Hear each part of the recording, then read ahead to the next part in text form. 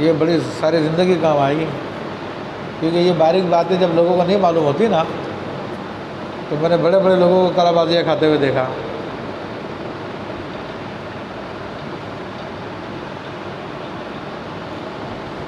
یہ میں آپ کو حاشیۃ الحموی سے لکھوا رہا ہوں، علامہ حموی کا حاشیہ ہے، تو اس سے میں لکھوا رہا ہوں تاکہ آپ لوگ اس کی مراجعت کرنا چاہو تو وہاں سے دیکھ سکتے ہو۔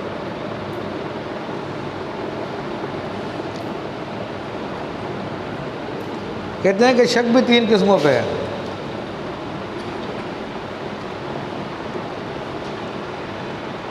نمبر 1،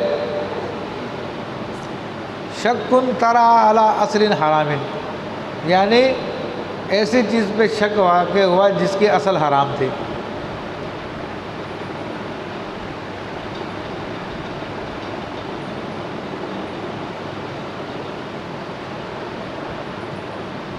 نمبر 2،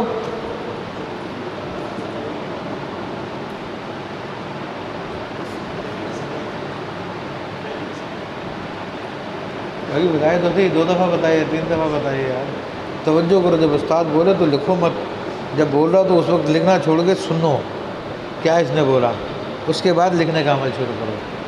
ہوتا کیا، استاد نے ایک لفظ بولا، آپ نے ٹھکا ٹھک لکھنا شروع کر دیا، تو وہ لکھنے میں توجہ ہوتی ہے تو بعد کے الفاظ آپ کو سنائی نہیں دیتے۔ تو ڈکٹیشن کا قاعدہ جو ہم کو بچپن میں سکھایا، املا کرنے کا قاعدہ، تو استاد مارتے تھے باقاعدہ، تو پہلے بات کو سنو پھر لکھو۔ جیسا کہ نبی علیہ الصلوۃ والسلام پہ جب وحی نازل ہوتی تھی تو آپ علیہ الصلوۃ والسلام اس خوف سے کہ بھول نہ جاؤں، آپ اس کو اسی وقت دہرانا شروع کر دیتے ہیں۔ آپ اپنی زبان کو حرکت نہ دو جلدی کرنے کے لیے، سنو اس کو۔ تو یہ اصول ہے یہ۔ تو پہلا میں نے بتایا تھا شکن ترا علی اصل حرام، جس کا ترجمہ کیا تھا کہ ایسی چیز پہ شک واقع ہونا جس کی اصل حرام ہو۔ اب بات سن لی تو اب لکھ لو۔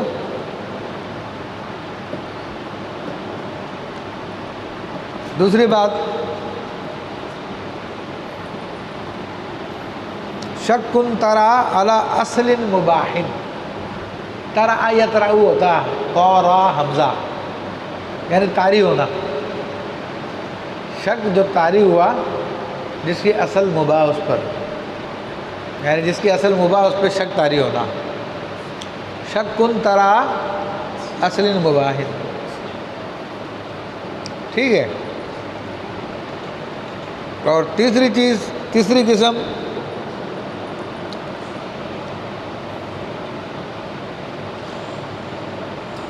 شکن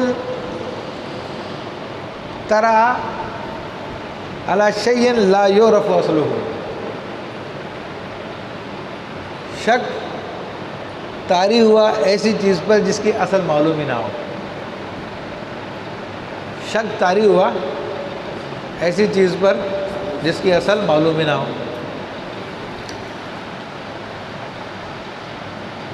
شکن ترا علی شیء لا یعرف اصلہ، ایسی چیز پہ شک طاری ہونا کہ جس کی اصل معلوم ہی نہ ہو، ٹھیک ہے نا۔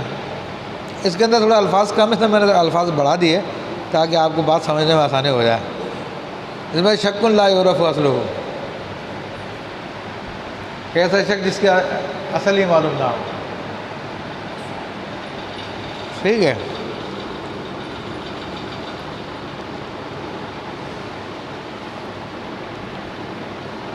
اب جو ہے ہر ایک کی مثال ہے۔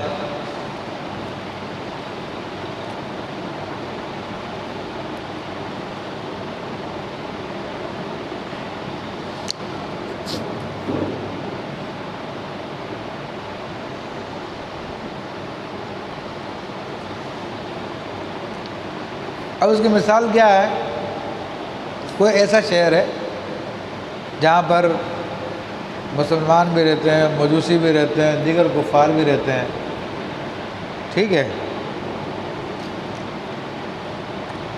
اب اس کے اندر بکری آپ کو گوشت چاہیے، ٹھیک ہے۔ تو آپ وہ گوشت نہیں خرید سکتے جب تک کہ آپ کو کنفرم نہ ہو جائے کہ یہ مسلمان کا ذبح کردہ ہے۔ کیوں؟ کیونکہ یہ ایسی چیز ہے کہ جس کی اصل حرام ہے، کیونکہ وہ بکری ذبح کرنے سے پہلے حرام تھی۔ بکری حرام تھی نا، کہ ذبح کیے بغیر تو اس کا گوشت حلال نہیں ہوتا۔ یہ تو نہیں ہو سکتا نا کہ بکری زندہ آپ اس کی ٹانگ کاٹی اور کھا کے پکا لی آپ نے، حرام ہے وہ۔ یا 2-4 بوٹیاں کاٹی اس میں سے اور پکا کے کھا لی، حرام ہے وہ آپ کی۔ تو بکری کیا چیز ہے جس کی اصل حرام ہے، حلال کب ہوتی ہے؟ ذبح کے بعد۔ تو یہ مثال کس کی تھی کہ وہ شے کہ جس کی اصل حرام ہو اس کے بارے میں شک ہو جائے کہ یہ حلال ہوئی یا نہیں ہوئی ہے۔ تو اب ایسا علاقہ جہاں پہ مسلمان کافر وغیرہ سب رہتے ہیں، اور ٹھیک ہے نا، تو وہاں سے آپ بکری کا گوشت لے رہے ہیں تو اس وقت تک نہیں لے سکتے جب تک کہ یہ آپ کو کنفرم نہ ہو جائے کہ یہ مسلمان کا ذبیحہ ہے، یہ مسلمان کا ذبیحہ ہے۔ ٹھیک ہے، تو یہ شک تھا، تو اس شک پہ عمل کیا جائے گا۔ اچھا، پھر جو ہے کیونکہ اس کی اصل حرام تھی میں نے بتایا، اور ہمیں شک ہے اس کے ذبح ہونے کے اندر۔ ہاں، اگر وہاں پہ مسلمانوں کی اکثریت ہے اور وہاں پر اکثر حلال گوشت ہی ملتا ہے تو پھر کھانا جائز ہے، غالب پہ عمل کرتے ہوئے، جو کہ اس کی پاکیزگی کی طرف لے کے جاتا ہے۔ یعنی غالب اکثریت جو ہے وہ اس بات کے ذریعے کہ یہاں پہ اکثریت پاک ہے، تو غلبے کی وجہ سے ہم اس کے جواز کے قائل ہیں۔ لیکن تقوی کا تقاضا پھر بھی یہی ہے کہ اس میں کنفرم کرے کہ مسلمان کا ہے یا نہیں۔ اب ہوتا کیا مسئلہ، اب وہ ایک مفتی صاحب، ان کا نام تو نہیں لیتا میں، اللہ تعالیٰ ان کو ہدایت دے، سستی شہرت کے لیے وہ امریکہ گئے، آتے جاتے رہتے ہیں، لوگوں نے مسائل پوچھے تو کہا دیکھو کوئی ریکارڈ نہیں کرے میرا مسئلہ، تو سارے مسئلے حل کر دوں گا تمہارے۔ کہا ریکارڈ نہیں کرنا، تو پوچھا لوگوں نے یہی گوشت والا مسئلہ، تو کہاں لکھا ہوتا نا حلال، وہاں پہ ذبیحہ ہوتا نہیں ہے، اور مختلف کافر لوگ بھی اپنے مال کو بیچنے کے لیے حلال لکھ دیتے ہیں اس کے اوپر تاکہ ہمارا سامان بک جائے، مسلمان بھی لے لے۔ اب وہاں پہ جا کے کیا فتویٰ دے رہے ہیں کہ لے لیا کرو، کوئی مسئلہ نہیں، حلال لکھا ہوا نا، لہٰذا اپنے آپ کو پریشانی میں مت ڈالو۔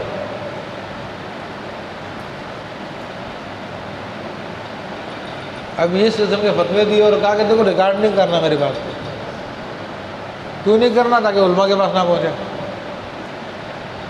کیونکہ اصل میں وہ علاقہ ایسا ہے وہاں پہ الحمدللہ رضوی علماء بھی کافی ہیں، احتیاط کرنے والے ہیں۔ آپ کو پتہ ہے رضوی علماء اس معاملے میں حلال حرام کے مسئلے میں بڑی احتیاط کرتے ہیں، اعلیٰ حضرت رحمۃ اللہ تعالیٰ علیہ کے تعلیمات کو ماننے والے۔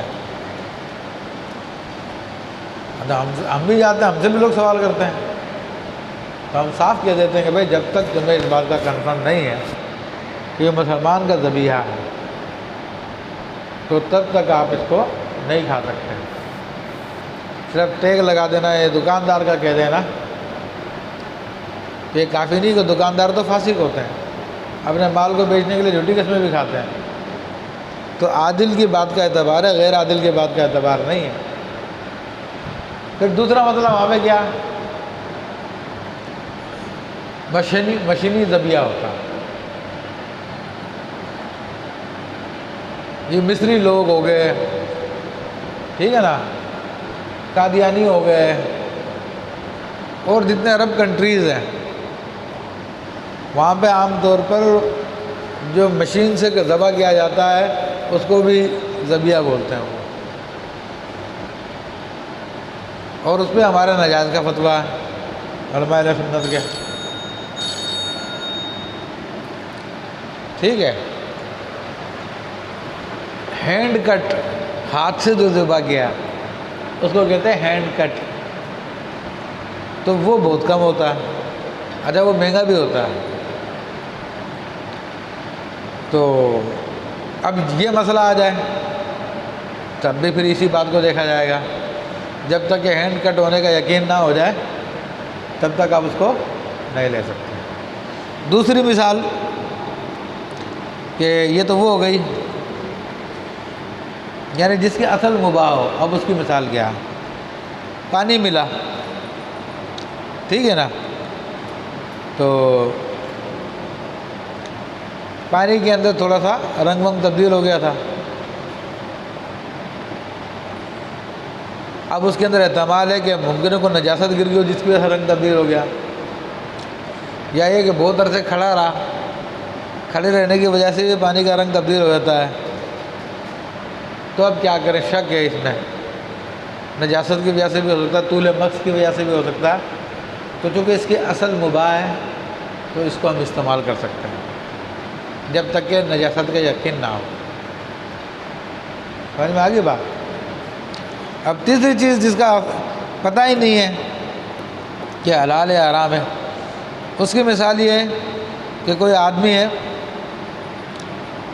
کہ جس کے پاس حرام مال کی کثرت ہے لیکن حلال بھی ہوتا ہے اس کے پاس، مکس ہے، مکس آمدنی، شراب کی دکانیں بھی کھولی ہوئی ہے، جوئے کے اڈے بھی کھولے ہوئے ہیں، اور یہاں پر جو حلال چیزوں کی بے و شرابی کر رہا ہے، دوسری طرف حلال کمائی بھی آ رہی ہے۔ اب اس کے یہاں پر آپ چلے گئے،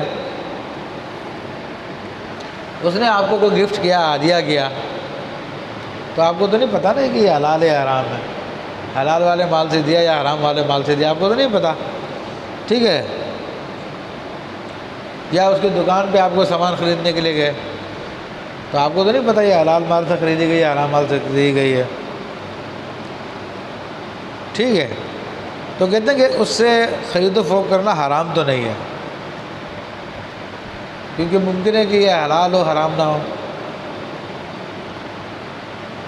لیکن مکروہ ضرور ہے کہ کہیں بندہ حرام میں نہ پڑ جائے، مکروہ ضرور ہے کہ کہیں بندہ حرام میں نہ پڑ جائے۔ یہ اس کی مثالیں ہو گئی تھیں، تو یہ کل یاد کر کے آنا، یہ جتنی یہ تعریفیں لکھی ہیں نا، کہ یاد کر لو تو ساری زندگی یاد ہو جائے گی، کہ زمانہ طالب علم میں جو انسان یاد کرتا ہے